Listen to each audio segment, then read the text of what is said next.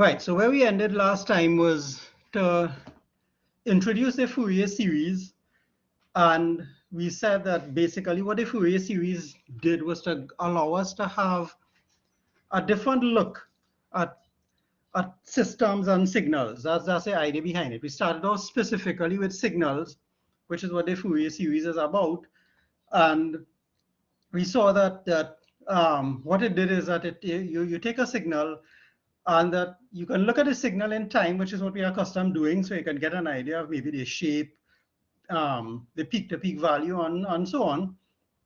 But then when you applied something called a Fourier series to it, which is like an X-ray, looking at it from a different way, then you saw the actual components that made it up.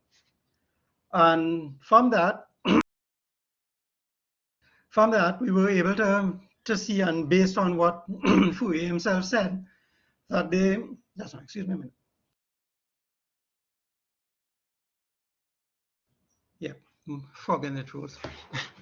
that once a signal was periodic, and the periodic part, and we will formally talk about that in a second, that if it was periodic, that we could basically express the signal in a sum of sinusoids and cosinusoids. Sinusoids, of course, the sines and cosines are just related to each other, but one is off by a phase difference of 90 degrees. And then what happened is that in the Fourier series now, we came up with two forms. One was the, right, one was the,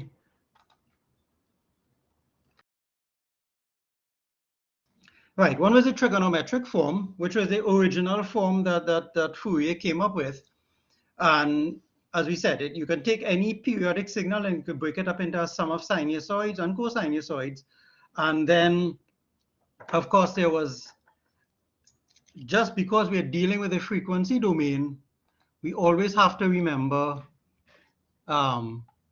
this bit here, right, which was the DC value. So DC is our frequency. It just happens to be 0 hertz. So you must always remember that. Then what we did then is that we made use of the fact that there's a relationship between sines, cosines, and the complex exponential called Euler's relationship. And because of that, we were able to express the Fourier series in a more compact form, which is the complex exponential form. And the coefficients are given by C, and the expression itself, of course, is a summation. K going from minus infinity to infinity, K representing the frequencies themselves. And what we said is that that didn't imply negative frequencies. It's just a consequence of complex numbers. Complex numbers, usually in most mathematical derivations, complex numbers have both have a complex number and a conjugate, which is the negative of the imaginary part. So when you put everything together, the imaginary parts usually cancel, and you're left back with the real components. All of the signals that we are dealing with here are real. They exist in real time. Okay, and we were able to now, this table sort of, this slide summarized both forms, the trigonometric form here and the complex exponential form here. This, we said, was the version that we sort of preferred, because it's starting to look kind of like what we know with the Laplace transform. And remember earlier I said that, that one of the things is that we try to make use of what we know to explain what we don't, and that way you have less new stuff to handle. And the weights, which was the value of the coefficients in the series, were given, the CK values were given by that expression here, which again is even closer to the Laplace transform form. The Laplace transform form is a xt e to the minus st. Right? So again, we're starting to see that that little relationship that we used elsewhere in circuits where we had said that S equal, at this point, for this purpose here, S equal K omega naught, right? Sorry, JK omega naught. So we're almost there, but it's starting to look like something that we know already, right? And then what we said is that the two equations when we want to see what frequencies are present. In other words, the signal is made up of what harmonic, harmonic 1, harmonic 2, and so on. That is called the analysis equation. And then how much of each of those harmonics are present are given by the synthesis equation, right? And if you want to remember,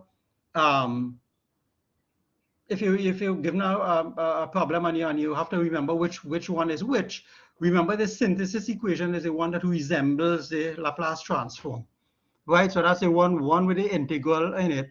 And then if you remember the e to the minus st part, then you could remember with if we're dealing with the Fourier series, S now in the synthesis equation, instead of S, we have a jk omega 0. I'm not telling you to substitute, right? This is just a way of remembering.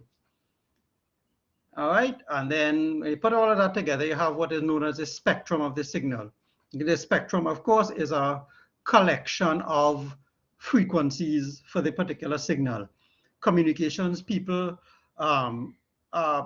pay huge attention to spectrum, and related to spectrum is something called bandwidth, right? Everything that we operate on, the Wi-Fi that we're using to connect to each other this morning occupies a particular part of the spectrum, the electromagnetic spectrum or the radio frequency spectrum. So there's a very small portion that is approved by law for Wi-Fi, right? And there's a standard that governs what frequencies you have and how much bandwidth. In other words, if I'm operating at, let's say, 1 gigahertz, right, I could go a little bit below that and a little bit above that, but that is fixed by law and by definition.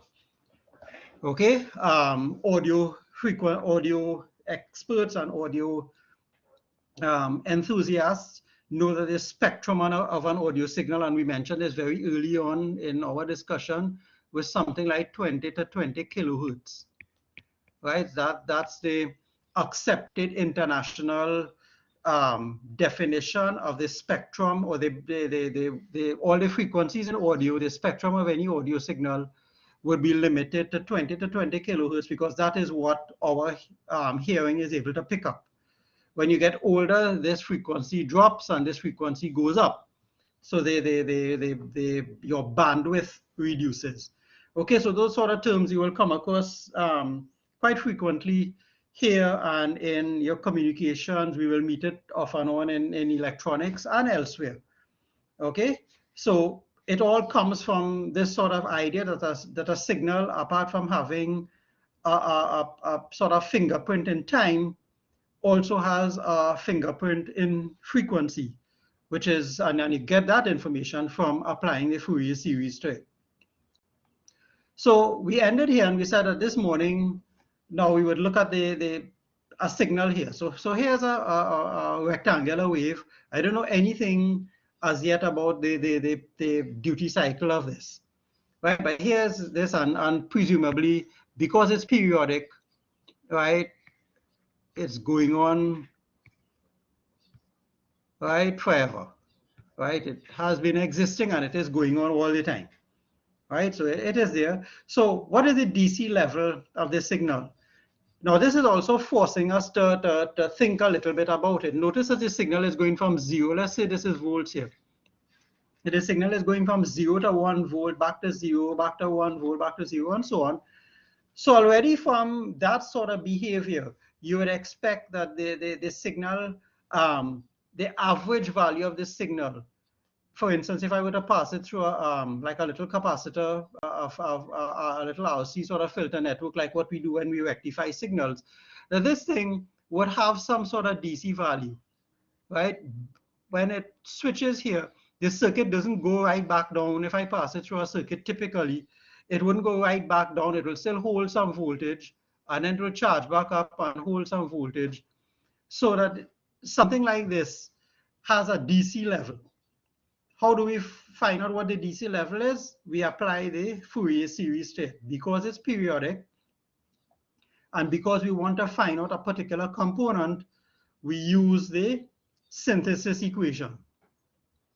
All right. So what is the DC component? The DC component, as we said, is zero frequency. So K is equal to 0. If you put K equal to 0, this is the synthesis equation here, right? Remember, there's a part here which is a e to the minus j k omega naught t. So if K is 0, e to the 0 is 1. So it just simply boils down to this here. That the DC value now, C0, or the DC component of that, is a relationship now between the on time and the off time, as you would expect intuitively. You know, from what we have discussed before and what you have met elsewhere, that somewhere between how long it remains on and how long it remains off will sort of give you an idea of the average value of it, and therefore the DC value. So it's related now between to do with T1, which is the time that it is on, and T, which is the total period. Now notice how it was defined here. The actual on time is 2T1. And the period of the signal is T. It's running from minus T over 2 to T over 2.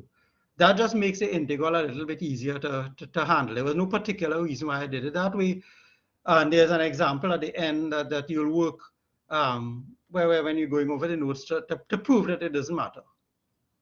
So let's say that this signal was a 50% duty cycle, which means that it was a square wave. So in other words, if it's a 50%, it means that this time, the on time, is half of the period of the signal. So in other words, if the on time is half of the period of the signal period is T, so half of that is T over 2. All right. So in other words, the on time, which is 2T1 that we just said because of how we derived it, is equal to half of the signal period, which is 2T, T over 2, sorry. So therefore, if I substitute inside of there, I'm going to get that C0, which is the DC value, is a half, which is intuitively, notice this is going from 0 to 1, unless let us assume that that is volts right now. So the DC value of the square wave, which is a 50% duty wave at this point in time, 50% duty cycle, 50% on, 50% off. If it is a 1 volt amplitude, then the DC value, or the average value, is half a volt. Yeah, make sense? And you could kind of intuitively see that. Right, just looking at it, if it is 50% on, 50% off, then the DC value is going to be somewhere right in the middle of that. That's kind of expected. Right, and you can also see, therefore, that if I make the duty cycle, if I vary the duty cycle, so instead of a 50%, right, if the duty cycle was, for argument's sake, 25%, would the DC value go up or down? Right, it would go down. So exactly. So the smaller the duty cycle, in other words, if the pulse starts to do this, as you do that, the DC value goes down. And if the pulse does this, the DC value goes up. So in other words, this is again a sort of a pulse width modulated kind of behavior here. And it all, I mean, we're seeing it here and we can explain it using the Fourier series. But intuitively, and from what you know about waves and rectifications and rectification and average values and so on, that behavior actually happens, but now we are able to prove it. So the DC values are half a fold. But what about what else we can get from this beyond that? The average value is easy. You didn't even probably need the Fourier series to kind of figure it out. But then, if I were to ask you, what are the first three harmonics of this signal? Right, so we have a DC, we have the first harmonic, so we're asking you now, what k equal to 1, 2, 3 of this. That you can't get from just looking at the timestamp of this or the time fingerprint of the signal as it is here. We have to go back to the synthesis equation. Right, so this is our synthesis equation, and we now have to do the integration. Right, so you have the exponential bit back in there now. So you have a little bit of integration to do. So you sit down and you do the integration, and then if you don't make any mistakes, you're going to get an answer that CK now is equal to sine 2 pi k T1 over T over all over K pi. All right, so this is a general relationship now. And how you would do that, of course, you integrate, you're going to get an answer in terms of T, and then you apply Euler's relationship, which we had before, right? You apply this.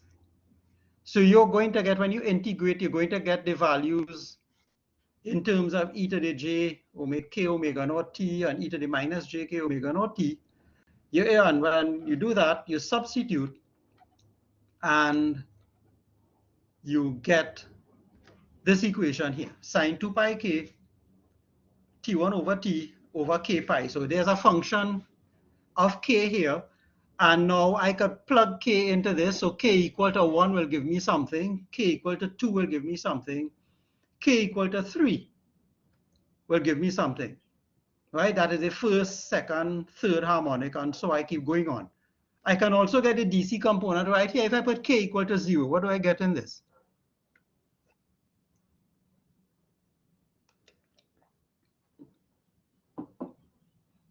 Right, if I put K equal to 0 into this, right, good. So you can't do that. You have to remember a little bit of your add maths. You can't simply put K equal to 0, right, because you're going to land up with 0 over 0.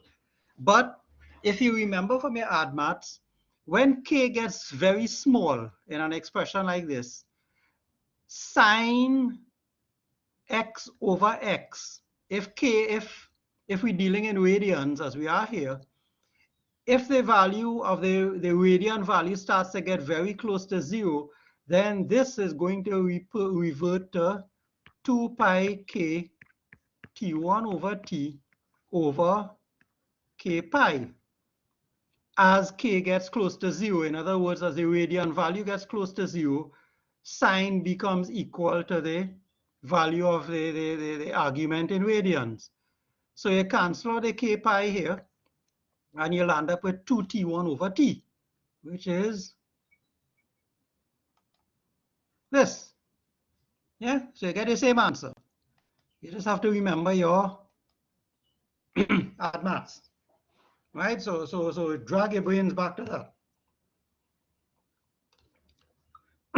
Remember that? Fair enough? Yeah, no, maybe.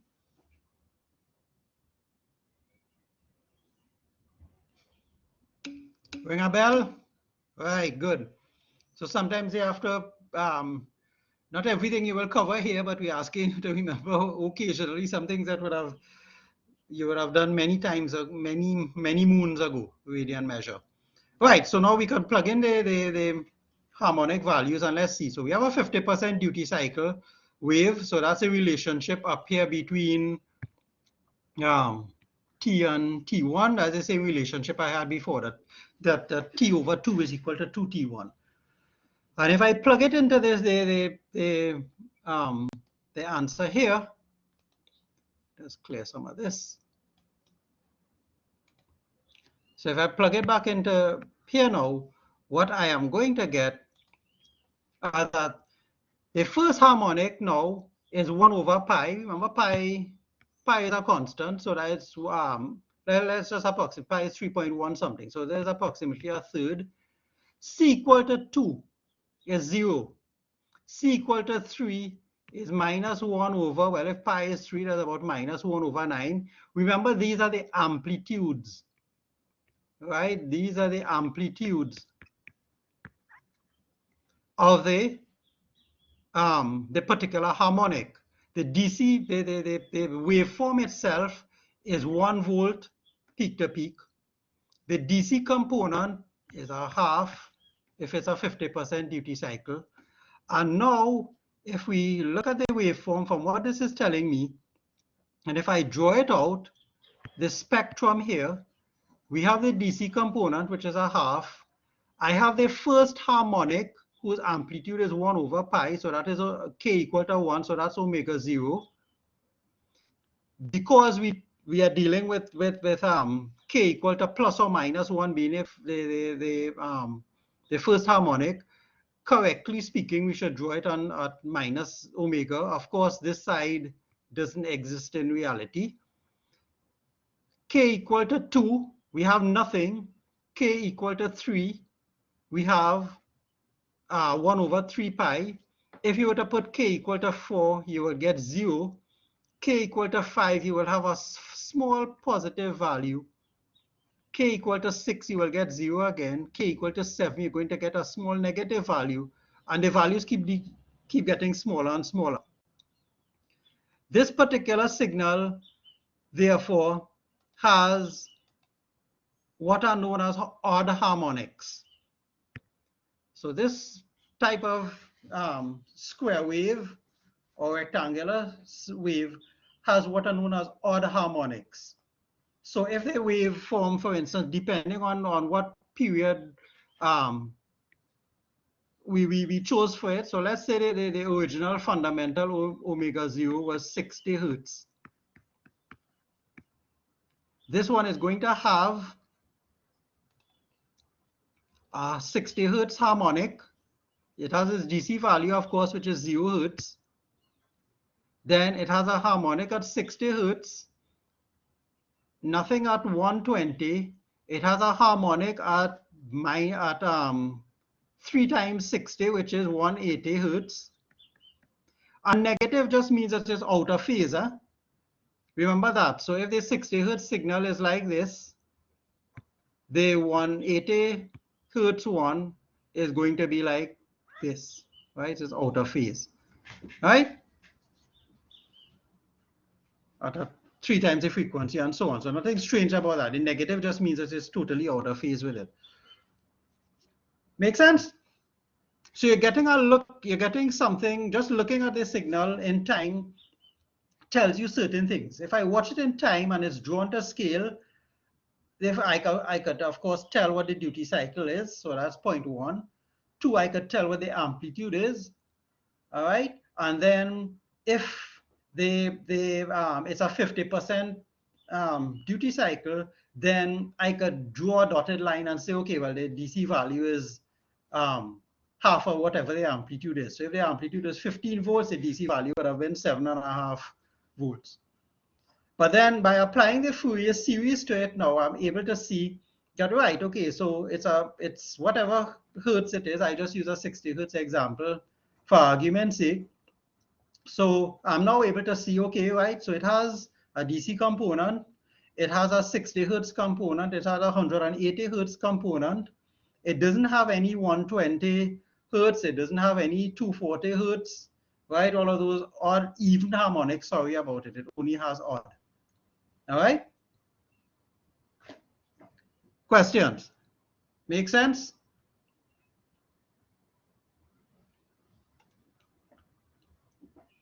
Yeah?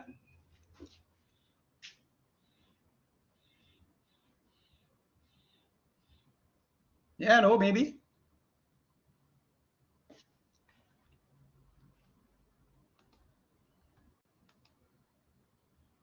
All right. So what about this?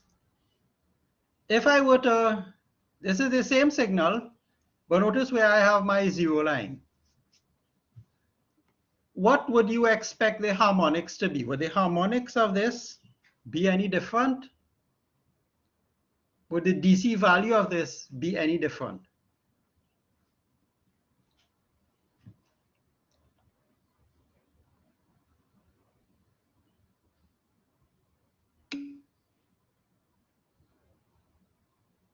Right?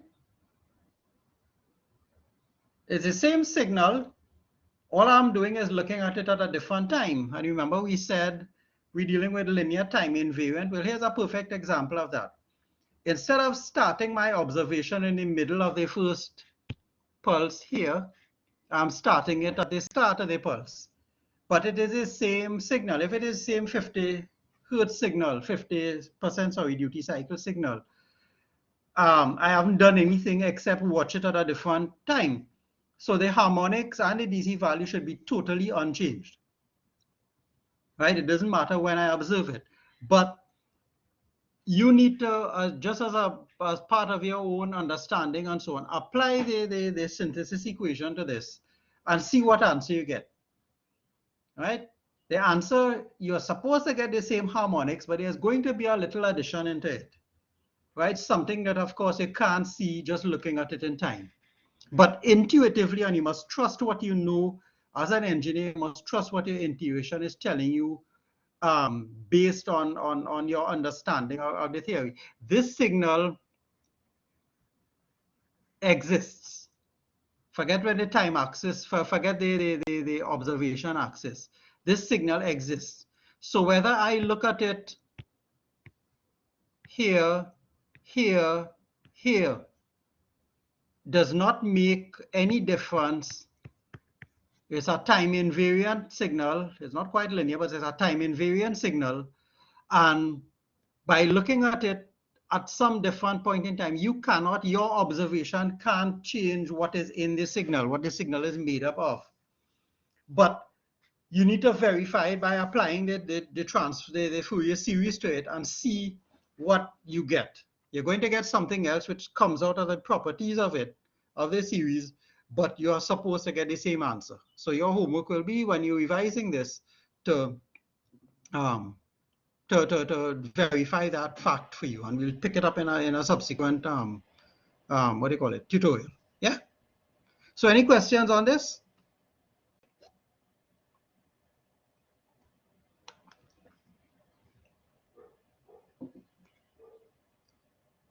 Right. So if you, there's another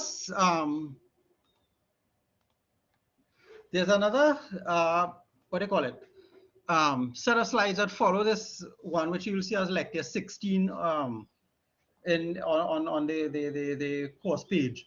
That's like 16 really is some more stuff on the Fourier series, but it deals a lot with what you actually would be covering or have covered in ECNG 2013. So I'm not going to repeat it here. And what I don't want to do is to confuse the issue by doing the Fourier series here in a different way than it is being done with you in ECNG 2013. So that one is more for reading. It talks about even and odd signals, right? So odd signals and how you identify it, and it's just to make the calculations look a bit easier. All right. My concern is and our concern here is applying the Fourier series, understanding what it is, but then leading us now into something else, which is what we which we use a little bit more in our analysis and in subsequent courses, which is the Fourier transform. All right. So just to remind you of some things here. The Fourier series applies to periodic signals, right? What is a periodic signal? Well, a periodic signal is some signal that repeats after some time interval that you can measure. So once you have any signal, it doesn't matter what the shape is. If after some time this particular shape, I can't repeat that, but if that particular shape repeats like your heartbeat kind of thing, right? If it repeats in its entirety after some period of time, we call that signal periodic, and we call and we normally use the letter capital T for the period, which is the interval before the entire signal repeats. Now there are some conditions, right? And this is where the little mathematics comes in. Like the Laplace transform, the Fourier series, and other mathematical series have conditions that have to be satisfied in order for them to exist. You remember me telling you when Heaviside came up with the Laplace transform, he knew it works, but he couldn't explain it mathematically why it did. And it took the mathematicians a long time to figure out the reasons, and mathematicians have to show, for instance, it's not just a simple thing of me telling you, like for the Laplace transform, you take the signal xt e to the minus st dt, right? And you do that and you get a Laplace transform. What you have to do to be mathematically correct, you have to show first off that xt exists. Xt has to be a signal that can be integrated, which means, and you remember we spent some time talking about things like piecewise continuous and discontinuous signals and so on. So a signal like this exists and is continuous, that's fine. A signal like this that has jumps in it, if the number of jumps are finite, then what we could do, we could break the signal up into bits and pieces, and we could do the integral and sum it up. So if it has a discontinuity here and here, we could do this bit and this bit and this bit and the like, and sum it up. The other thing is that if that's one. And then the last thing now is that on top of all of that, you must be able to actually find the integral. There are some signals that cannot be integrated, because what will, when you run this between 0 and infinity, you get, like somebody was pointing out early on when we were doing the discussion, you get a 0 over 0 for argument's sake, or you get an infinity over infinity, things that are undefined. Those things in mathematics, well, because it comes from another mathematician, is what they call the Dirichlet conditions.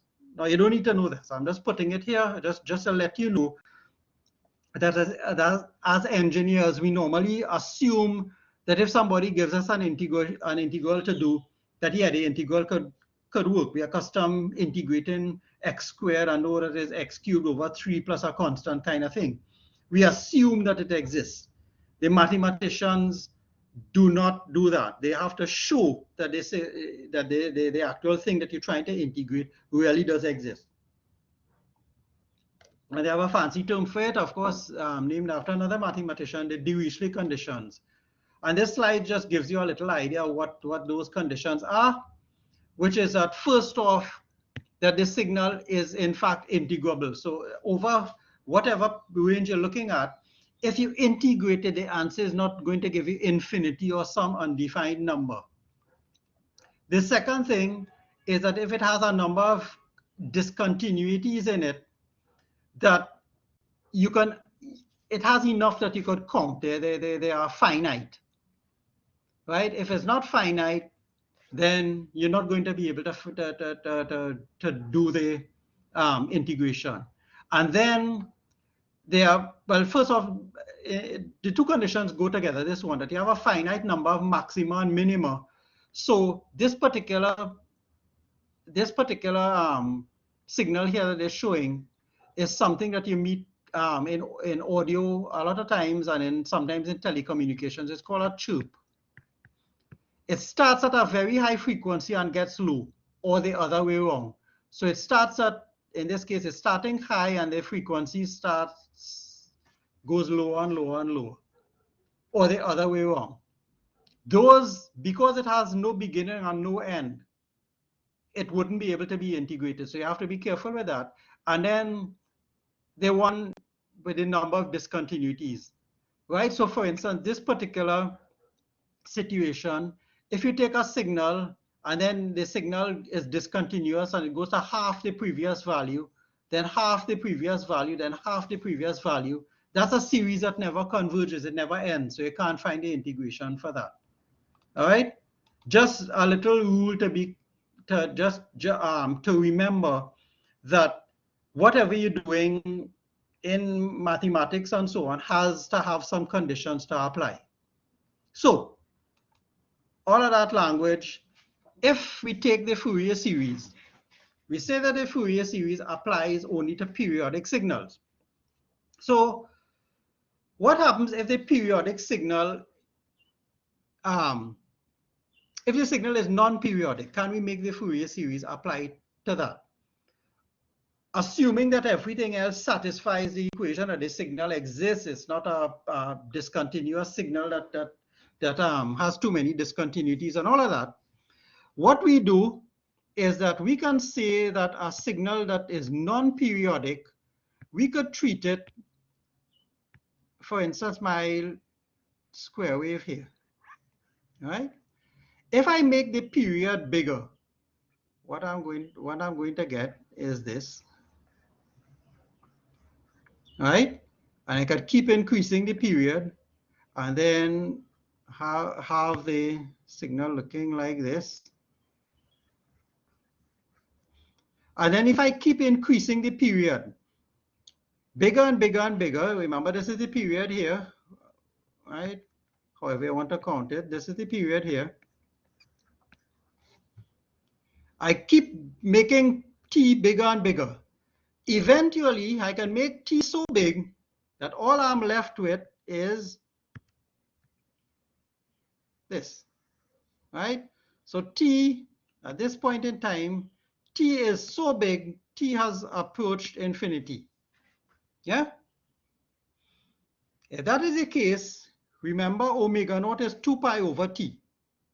So as t approaches infinity, omega naught becomes very, very small. So it's now starting to approach something very small, which we'll call delta omega. Fair enough? Everybody following? Yeah, didn't say anything too strange, right? So we're thinking like engineers here. Somebody say, okay, the Fourier series doesn't apply to non-periodic signals. So we take the engineering approach and say, okay, it's still periodic, but we're just making the period huge. So by doing that, now look at the spectrum. We have a signal. Remember, the spectrum of the Fourier series is given by the CK components. So let's say we have some signal, and this is what the spectrum looks like. Remember this is DC, this is omega 0, this is 2 omega 0, this is minus omega 0, and so we go on. The spacing is multiples of omega, k equal to 1, 2, and 3. And we say that omega, right, is 2 pi over t, and t is starting to get very big. So what happens? Just for the time being, we are assuming this, okay? We're just assuming, just for making the drawing easier, that all the harmonics have the same amplitude. So as t gets bigger, this omega 0, the 2 pi over t, since t is bigger, the omegas start to get closer and closer together. Right? In other words, the spacing gets narrower and narrower. So as t gets bigger and bigger, the spectrum, remember we are assuming this, the spectrum, right? This is going on and on and on, right? Same thing here, right? So the thing has a set of harmonic. As t gets bigger and bigger, the spacing between the omegas gets smaller and smaller. And eventually, at the limit, the spacing becomes so small that you're no longer able to distinguish the spacing between each of the omegas. It is now a continuous omega in the limit as t goes to infinity,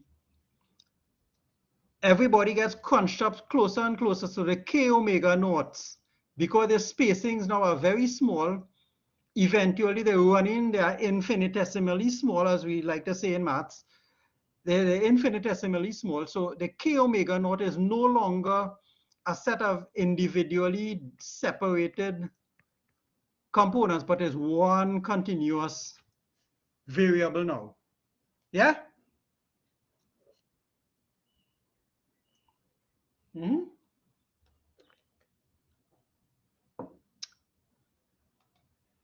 Under that condition, now look what happens. Let me just zoom this a little bit here. Under that condition, now remember this is our Fourier series, our complex form. Look at CK now, and what we're saying, T is getting bigger so that eventually almost at the limit, omega naught is now a delta omega, right? K omega naught is now becoming continuous because the spacing is now less and less. And then from this first one, we have T is 2 pi over delta omega. So let's plug all of this now into that equation.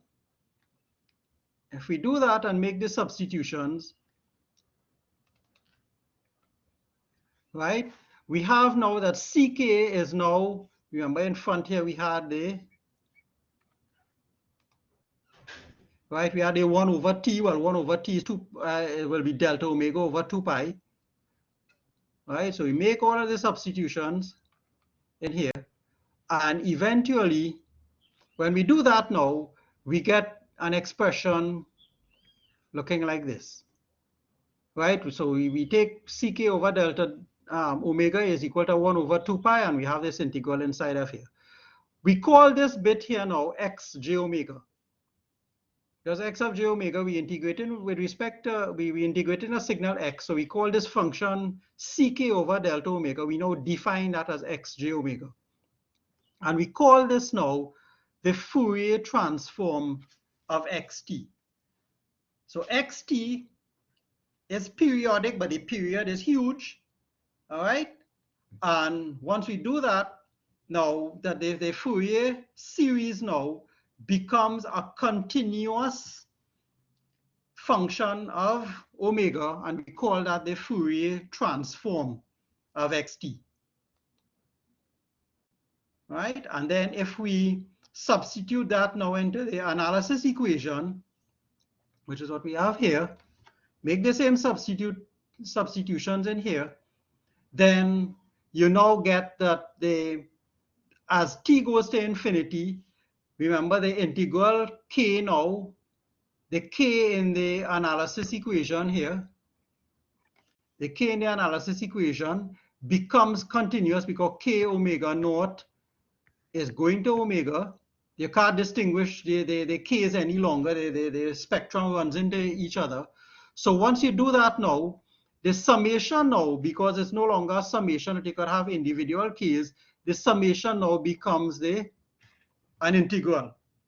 So you have this other part now, which is xt now is equal to x j omega e to the plus j omega t. Put that together, and this is what we call the Fourier transform pair. So the top equation, there's a time signal. If you do this particular integration now, you go from time to frequency. And then if you're in frequency and you want to come back in time, you apply the other integral. Yeah? But still have one little adjustment to make.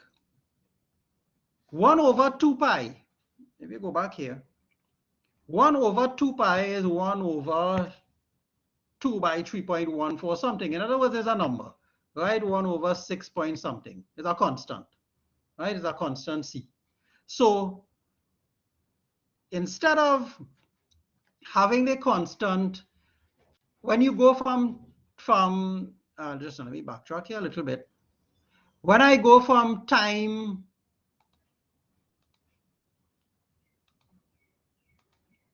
When I go from time to frequency, as I'm doing here, I have this constant appearing here. It's just a number, right? 1/6, approximately. And when I come back from frequency back to time, well, I just do the inverse here. So it doesn't really matter what I could do mathematically, because it's a constant. I could take the constant here and put it here. I just have to apply the constant. It's a scaling factor. 1/6 is just a number. So it doesn't really matter, because integration is a linear function. If I do it in the forward path, which is the one with the asterisk, or in the reverse path.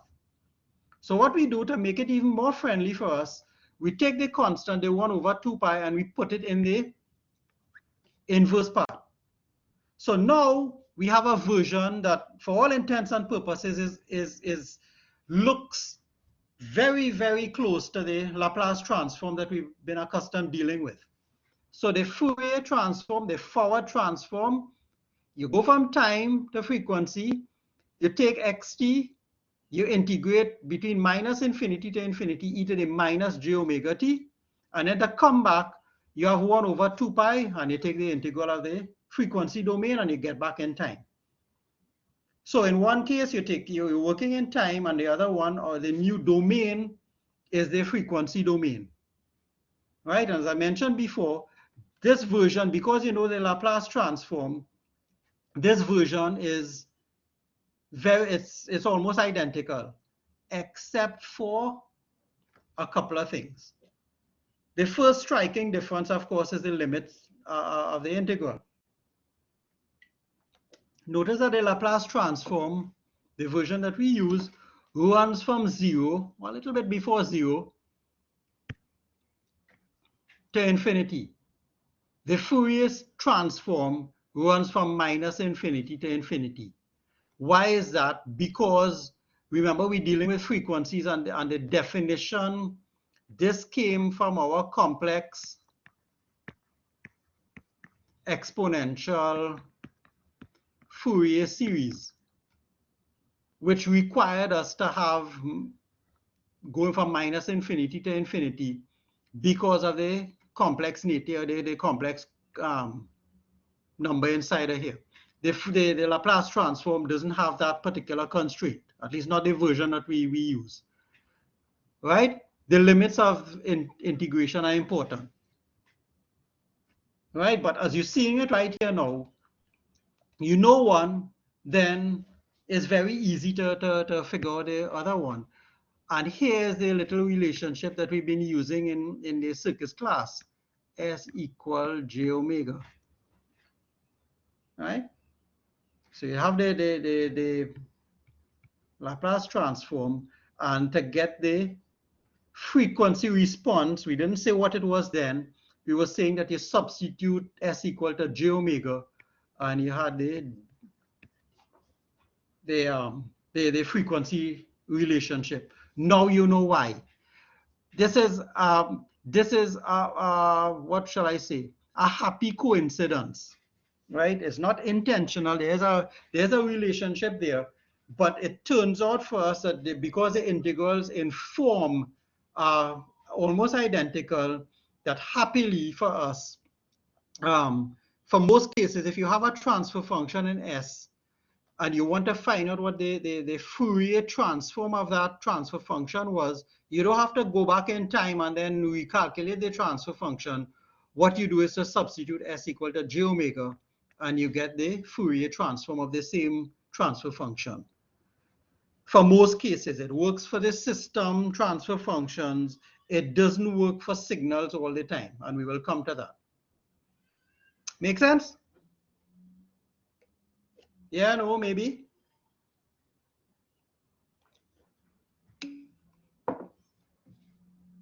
Yeah.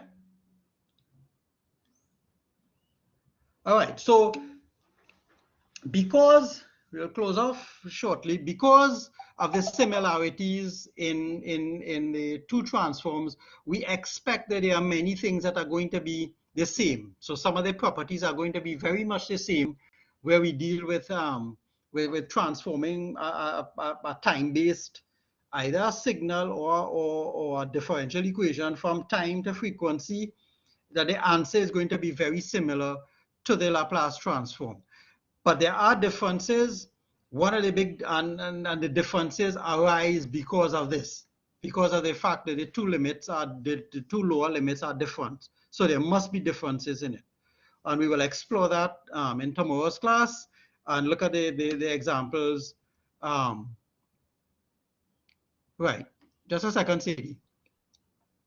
Right, so quickly, let me look at, Sadie was asking the question, why and why the one is not in the Fourier transform. No, it is in the Fourier transform.